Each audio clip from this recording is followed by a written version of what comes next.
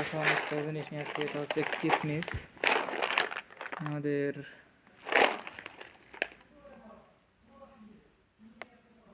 খাওয়ার জন্য নিয়ে আসছি, মাত্র 75 টাকা এই দেশের। আর হচ্ছে পপকর্ন বাজার, ঠিক আছে। আর একটা হচ্ছে ঘি, ঘি বলে এটাকে, এটা অনেক টেস্ট।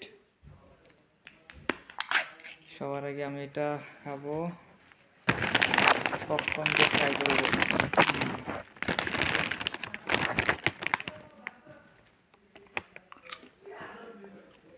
অনেক মজা।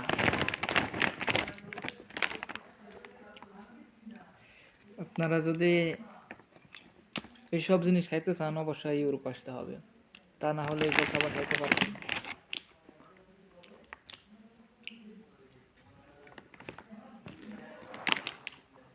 অনেক টেস্ট।